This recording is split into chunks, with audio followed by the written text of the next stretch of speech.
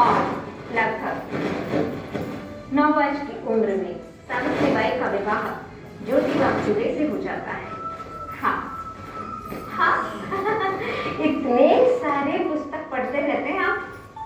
क्या है आपका पता नहीं, आप कितनी पुस्तकें पढ़ते हैं?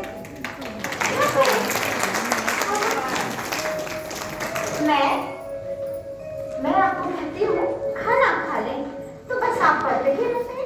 कितना पढ़ेंगे? क्या है इसमें? सावित्री, इसमें संसार का सारा ज्ञान है। हाँ, आपको किस मार्ग में चलना है, कैसे अपनी उन्नति करना है, वो सब कुछ है। हाँ, मैं स्कूल खोलूंगा। हाँ, मैं स्कूल खोलूंगा। मैं जाता हूँ, वो मिशनरी की भरार मैडम है ना, उससे मैं सलाह लेके आता हूँ। आप लोग अपने घर की लेडीज को पढ़ाते नहीं हैं। अरे घर की लेडीज जो होती है, घर की सेंटर होती है, अगर वो पढ़ती है तो आपका फैमिली भी अच्छा होगा। आप लोग अपने घर से शुरुआत करें। हाँ, वो सही कहती है, मैं यही करूंगा, सचमुच। सावित्री, देखो मैं क्या लेकर आया।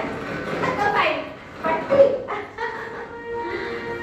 सावित्री, अब तुम्हें पढ़ना होगा। नहीं, सावित्री, तुम्हें पढ़ना होगा। मैं नहीं पढ़ूंगी। वो लोग कहते हैं अगर स्त्री पढ़ती है तो उसका पति नहीं, मैं नहीं पढ़ूंगी। नहीं, मुझे जाना।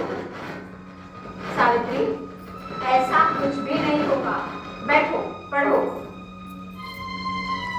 आओ, देखो ये सब है, पढ़ो। आओ सावित्री। मैं पढ़ना सीख गई। हाँ, मैं पढ़ना सीख गई। मुझे कविता भी बनने लगा मुझसे। हाँ, मैं बहुत कुछ पढ़ने लगी, उनकी किताबें भी। सावित्री, अब तुम्हें शिक्षिका भी बनना होगा, उनको सिखाना होगा, क्योंकि उन्नति होगी स्त्रियों की तभी।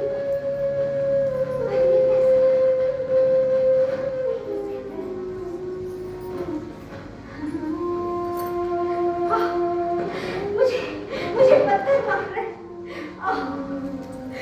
ये कीचड़ उछाल है। परंतु तुम्हारे अंदर जो अज्ञानता का कीचड़ है, उसे कब साफ करोगे? ये कीचड़ तो साफ हो जाएगा, पर तुम कब करोगे अपना कीचड़ साफ? अज्ञानता को कब मिटाओगे? समझो मेरी बात, क्योंकि शिक्षा में ही संसार है, आपकी उन्नति है।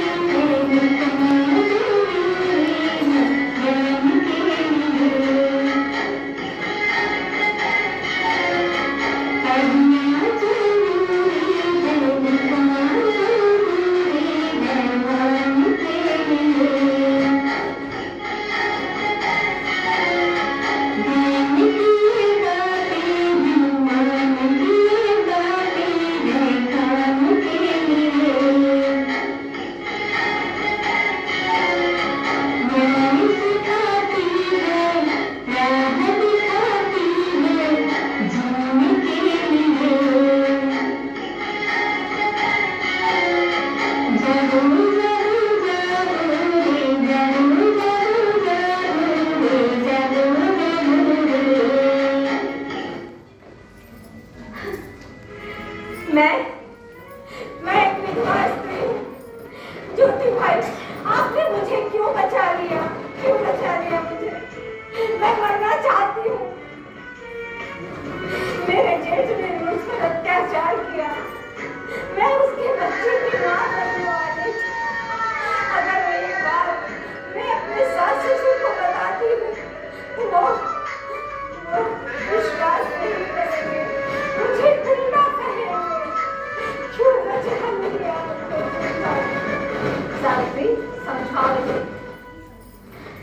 बहन समझो, चिंता मत करो। हाँ, आपके बच्चे को हम पालेंगे, हम उसको गोद लेंगे, उसको पढ़ाएंगे लिखाएंगे, चिंता मत करो। हाँ, आओ बैठो। ज्योति, ये क्या हो रहा है? अगर यही करना है तो तुम्हें मेरा घर छोड़ना होगा। हाँ, छोड़ना होगा। फिर आप क्या कह रहे हैं? मुझे मेरे समाज में रहना है, तुम जा सकते हो। अरे उस्मान भाई, आप गलत समय पर आ गए। नहीं ज्योति भाई, मैं बिल्कुल सही समय पर आया हूँ। आइए आप लोग मेरे घर चलिए। हाँ आइए। कितनी महामारी फैली है। हाँ, देखिए ना क्या हो रहा है। कितनों की सेवा करें, कितनों की कोई ना कोई छूट सकता है। सेठ जी, सेठ जी, सावित्री, सावित्री, तुमने मेरा बहुत साथ दिया सावित्री। मैं जिस मार्ग पे गया तुमने मेरा साथ दिया सावित्री। हाँ, और आगे भी लोगों की सहायता करना, मान रखना, सबकी सहायता करना सावित्री। तुम भारत की प्रथम शिक्षिका हो, मान रखना।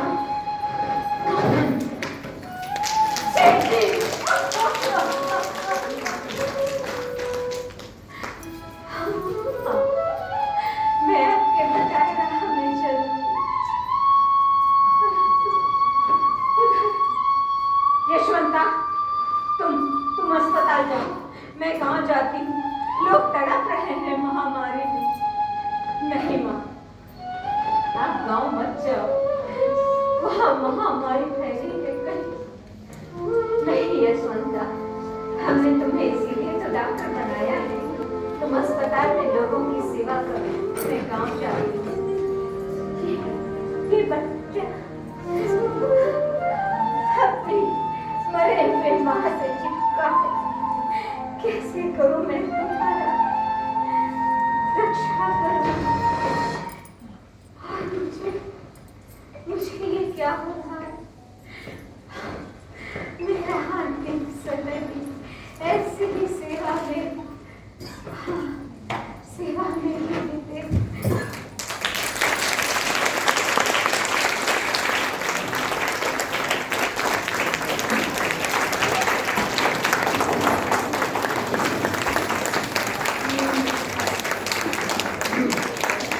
ये मैंने एक सिर्फ एक झलक की है। वैसे तो कभी 1.5 घंटे का 1 घंटे तो बहुत लंबा है, पर चूंकि ये बहुत सारे लोग हैं, अपना अपना तस्वीर देना है, तो मैंने बस झलक दिखला दी।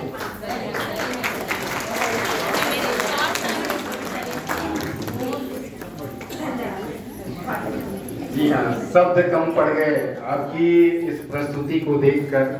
अद्भुत, अलौकिक और अद्वितीय। जोरदार तालियां पूरी सदन में जुड़नी चाहिए, क्योंकि पूरा सदन एकाग्रचित्त होकर पूरे भाव के साथ आपको देख रहा था। और जैसा कि मैंने पहले भी कहा, वास्तव में सावित्रीबाई फुले के एक एक जीवन को आपने जीवंत प्रस्तुति इस मंच के माध्यम से दी है। उस दौर में क्या हुआ है, और जो भी सावित्रीबाई फुले जी के जीवनी से परिचित है, निश्चित ही उनके मना पटल पर आपकी प्रस्तुति, आपकी भाव भंगिमा और आपके वक्तव्य ने सबको अपने आप में उनके दर्शन करा दिया। एक बार जोरदार ताली पुनः चाहूंगा मैं आपके सम्मान में। सम्मानिया सुश्री ममता हाल जी, निश्चित ही कहा जाता है एक वानगी आपने दिखाई है अभी तो, और उस एक ट्रेलर मात्र से हम समझ सकते हैं कि आप अद्भुत प्रतिभा की धनी है। और ये सम्मान बहुत कम है आपकी प्रतिभा के सामने में। तो हम पुनः आपको बहुत बहुत साधुवाद, धन्यवाद, आभार ज्ञापित करते हैं। और लीजिए हमारे बीच में